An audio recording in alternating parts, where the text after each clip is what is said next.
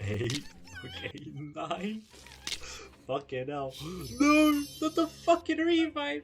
And then the fucking dick slap. This man is a fucking menace. Someone fucking come get him. So if the intro doesn't sum up what this show is primarily about, then maybe my further explanation later on will. Just to start things off, I want to know who at TNK allowed this to be made?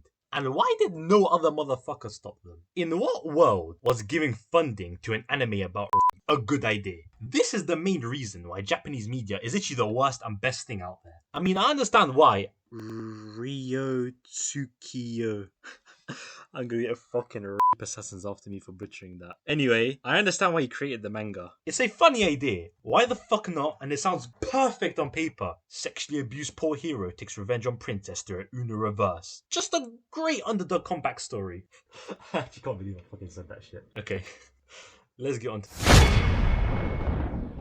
So our protagonist, Kaoru, is elected by divine power, I assume, to be a hero. Specifically, the hero of healing, sorry. But no one knows this yet. Later, a princess from the human kingdom comes through to his village because she's somehow identified that a hero lives in this region. She decides to take him away. No one says anything to stop it, because why the fuck not? Anyway, they're going back to the castle, they're doing all the shit in the castle, right? And then she finds out that he's the healer hero, and instantly, for some reason, starts to hate him. And this is where the main abuse starts from this woman. One of the first tasks that he's given as the healer hero is to heal some holy knight, which, spoiler alert, he ends up fucking multiple times. And it turns out that not only does he feel the pain of the wound that he's healing, but he feels every single pain that that person has previously felt. So his power has a major cost. However, no one gives a shit, right? So when he passes out and later on starts acting like a pussyo, the fucking princess is like, nah, fuck this shit, drugs this motherfucker up, gets him addicted to the drug, and throws him in a prison cell. Now in the prison cell, over I'm assuming considerable amount of time, he gets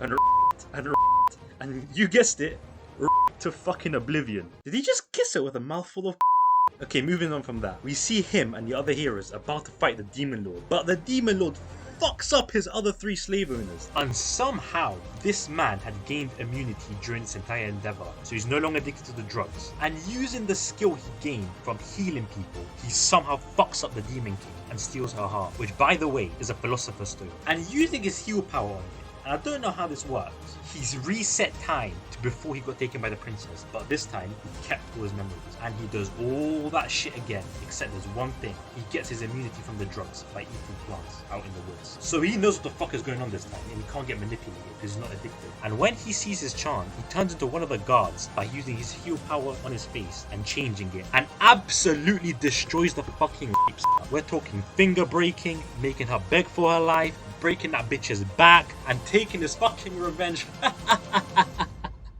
Then he burns the castle down, removes the princess's memories, changes both their faces, and keeps her to himself. You guessed it, rape her some more, cause why not? Revenge, bitch.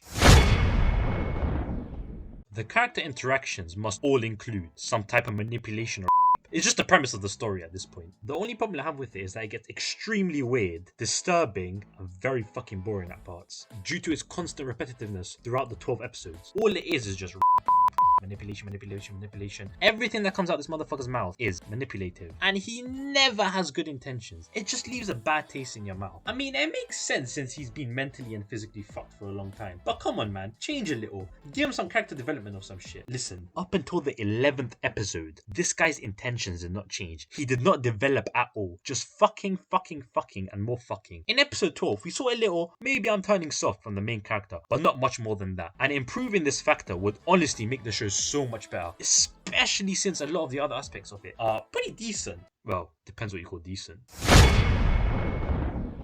The world building here is pretty fucking mid. We've explored a couple locations such as the main part of the human kingdom, some village, the border village as I call it, and we have a whole new demon continent yet to explore. But while we do have a general view of what this world might consist of, it's not excellent. We only know certain locations in the castle, where a Colosseum is, and the value of the border town between 2 major continents. And in terms of the world's history, we know that the humans have heroes, and the demons and the humans fight a bunch, which is basically every power fantasy ever. And that's why I consider the world building to be pretty fucking basic.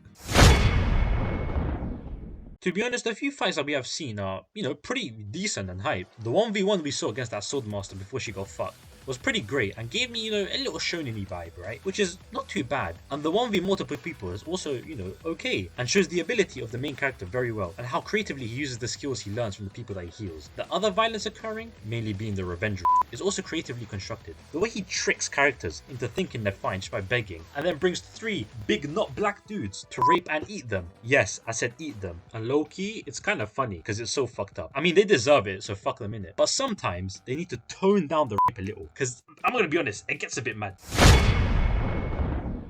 Music, pretty average. Not much to say, to be really honest. Tracks are decent, match the moment, has a bit of everything. Don't know what else to really say. Same as most other power fantasies out there. Probably the only redeeming factor about this series. The main problem I have with the story is the fact that the main character's goal is to take revenge on his rapists by raping them back, or forcing others to rape them. So why the fuck does he wipe the memory of the main culprit? Doesn't that defeat the whole point of the rape? She's enjoying the shit, not being tortured, so why? It just makes no sense to me, and Loki defeats the whole point of the story. Who in their right mind let this shit be classified as a fucking anime? Who? If this is not a hentai, then I don't know what is. Motherfucker, there's even scenes where you can see the inside special edition of the 2, or 3, or 5 fucking. Yes, I said 5. So who in their right mind thought, oh yeah, this anime is an anime? No, fuck you, it's a hentai with a half decent plot. Get the fuck out of here about anime, you idiot. A season 2, really?